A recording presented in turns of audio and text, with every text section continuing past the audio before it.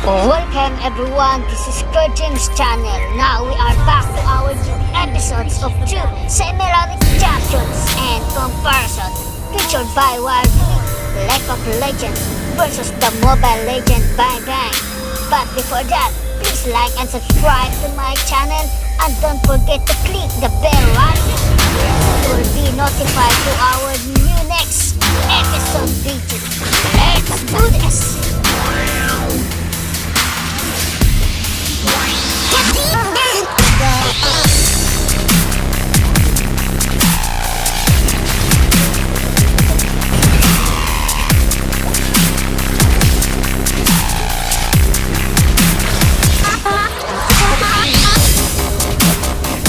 Yone is an assassin returned from the dead after a duel gone wrong.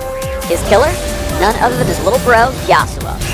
Now Yone's back in the land of the living with an evil spirit mask attached to his face. He uses to hunt down demons and expel them from their mortal hosts. So, let's meet the man behind them. For his passive, Yone wields two weapons for, you guessed it, two types of damage. Every other auto attack deals split damage.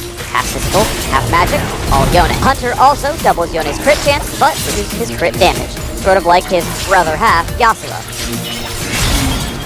Yone's Mortal Steel also works a lot like Yasuo's Steel Tempest, but Yone's the older sibling, so who's really stealing from whom? Yone strikes forward, damaging enemies and gaining a stack of Gathering Storm on hit. After 2 stacks, Storm is unleashed, and Yone dashes forward with a gust of wind, knocking enemies up in the air like he just don't care. Then, if he's ready to run like the wind, he can activate Mortal Steel to dash over walls and slay his prey all day, Yone. Yone slashes forward with Spirit Cleave, dealing a percentage of the target's max health as split damage and shielding himself on hit. Attacking minions or lone champions activate Yone's base shield, but if you're a cleaver enough, you can use Spirit Cleave on multiple champions for some added protection. With Soul Unbound, Yone enters Spirit form for a short time, leaving his untargetable body behind and gaining ramping movement speed to hunt down and eliminate foes. Once he returns, champions he damaged while in Spirit form take an additional burst. Use Soul Unbound to hop over small walls for added mobility, but be careful where you leave your body lying around. Whether you wait the full duration or reactivate early, eventually you'll have to snap back to reality. And sometimes, reality hurts. Yone's ultimate damages all enemies along a path. Then he blinks behind the last champion struck and knocks all enemies airborne towards him. The perfect setup for one killer combo. While his ultimate has some serious range, Yone will only blink as far as the last champion he actually hits. If you hit no champions, you'll go the distance and travel the max range of his ult, which could put him in danger.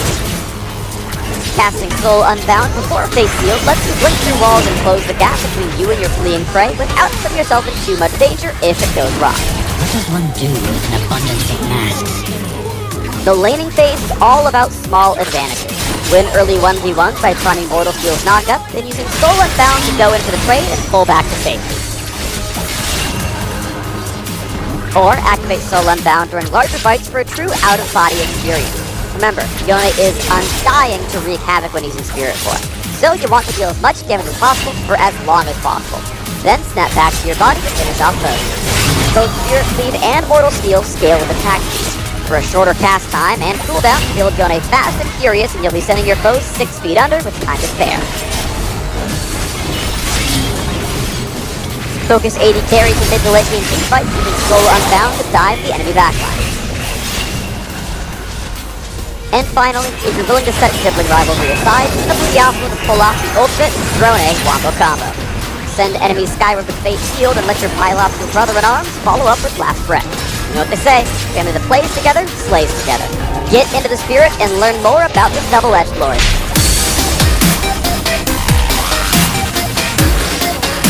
So let's start off here by going over a level 3 all-in combo. Level 3 is where you do start to have some pretty kill threat early on with Yone. So we got Showmaker, who plays for Damwon Gaming, #1 team in the LCK right now, going up against SKT Closer. And what he's gonna do here is he can play so aggressively. You can look for these dive plays under the enemy's tower, and you won't even have to burn your flash a lot of the time, just because you can snap back that E really quickly.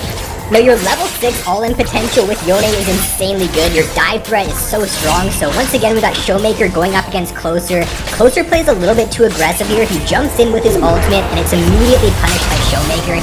He E's forward, Q's for the knockup, then ults, throws the ignite down, and just zaps. And then for Yone's E, I'll have in the background gameplay here different walls you can look to go over. You can't go over as many walls as you can because only have a 300 range on the dash, whereas 50 range. So it's really important just to note that you can go through a lot of the thinner walls, but most of the thicker walls in the game you won't be able to go through. Now, although with Yone's ultimate, you're going to want to look to use it to get those nice multi-man ultimates off in team fights. You can use it as an escape tool if you really need to. If you're in a sticky situation, then it does have a really long range on it, and you can go through pretty much any wall in the game. I was really surprised you can actually even go over the wall near top lane there. If you're playing top lane and you're on blue side, that really thick wall having the background gameplay here, you can actually jump over that with your ultimate. The indicator shows that you wouldn't be able to, but for some reason you're able to get over that wall, so just keep in mind that pretty much any wall in the game you're going to be able to go over with your ultimate. Now, I feel like a common mistake a lot of Yone players are going to make when they're trying to get out of a sticky situation is that they're going to, when trying to escape, try to get over a wall or something, when in reality, using your E isn't really going to help you out for you to escape, because you're just going to end up snapping back to that after 5 seconds, and it could just end up getting you killed. So you really got to pay attention to this when you're trying to get away from the opponent. A lot of the time, if you got your flash up and you need to get away from them, using your flash is going to be better than trying to gap close and use your E, because your E is just going to take you back to the spot you used it after those 5 seconds.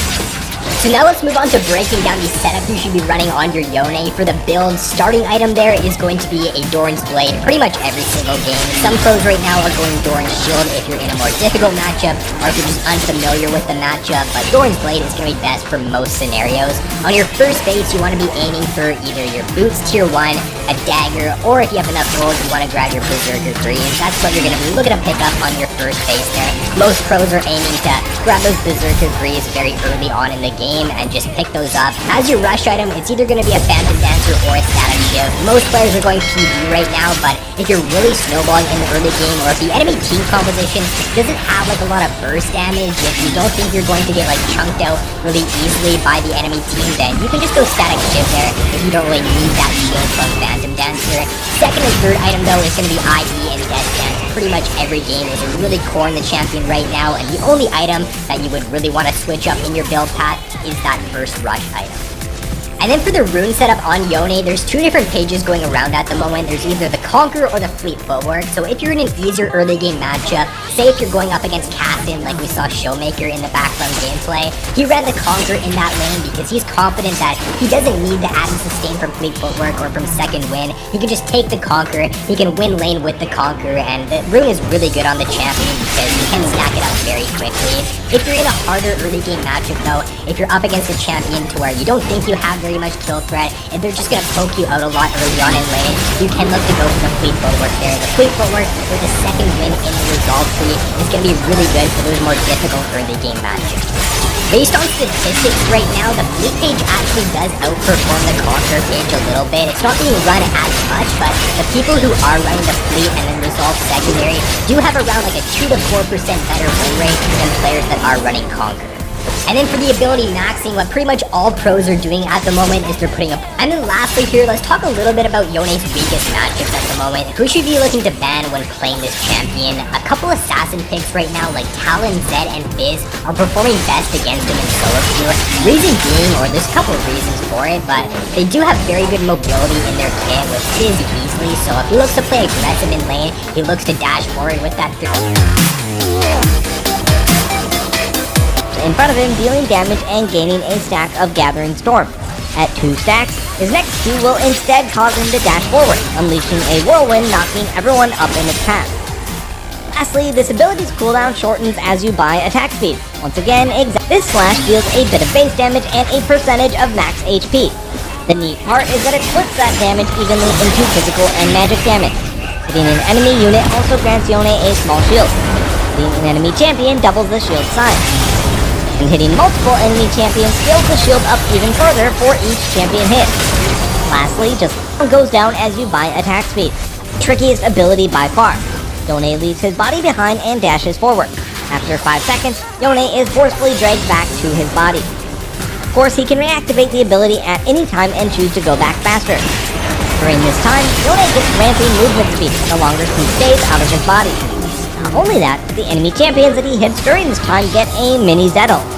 When Yone goes back to his body, the mark pops, dealing a percentage of the damage Yone dealt while he was in spirit form. This applies to any champion he hits during this time. He can apply the mark to as many champions as he's able to damage. Lastly, his ultimate. After a brief delay, Yone quickly dashes forward. If he collides with an enemy champion, then instead of going the full distance, he'll stop right behind them, knocking them up. If he hits multiple champions along his path, he'll stop behind the last enemy champion hit and bring everyone else with him, knocking them all up. Alright, let's talk playstyle. Yone will actually function very similarly to an assassin for most of the game. He'll be looking to do short burst trades during the laning. He functions much better than your typical assassin with this ability. Generally, when a melee champion goes in, they have to commit hard. But Yone can just dip back out after he's done his damage, never leaving him exposed for counterattacks. Not only that, but his damage is insane, considering how safe he is while doing it. He can 100-0 players if he lands a full rotation. This assassin playstyle can persist all the way to late game. Once you have 100% crit with 2 items, you should constantly be looking to see if you can E towards an enemy carry and instantly delete them, before zipping back to the safety of your body. That being said, he can also function as a bruiser-type champion, much like Yasuo does. This is usually only possible if he's really ahead, and isn't going to be in danger by going into the thick of things, which would normally be bad since he has no escapes. In cases such as these, instead of using your E as a gap closer, you can look to use it mid-fight to instead dodge critical abilities and potentially outplay your opponent. Lastly, don't think that Yone needs to be the aggressor in every situation. Sometimes you will have a hard time finding a good engage. If you're ever in doubt, healing for your own team with your ultimate is actually very impactful. Typically the enemy funnels, trying to kill your other carry, setting up your otherwise hard to land ultimate quite easily. Alright, so there's a few combos that you're going to need to know to play Yone. First, you need to be aware that Yone's Q has another slight difference from Yasuo. When Yasuo presses his ultimate, he loses all the stacks, must restack them. Yone, on the other hand, keeps his stacks. Knowing this, one of Yone's strongest combos is using his ultimate to clump up a bunch of players, and then hit confirming them with another knockup afterwards. Next up, it causes him to dash in a direction, knocking everyone up along the wind's path. You can animation cancel this with your flash, much like Ari's Charm Flash combo. Notice where the mouse is hovered.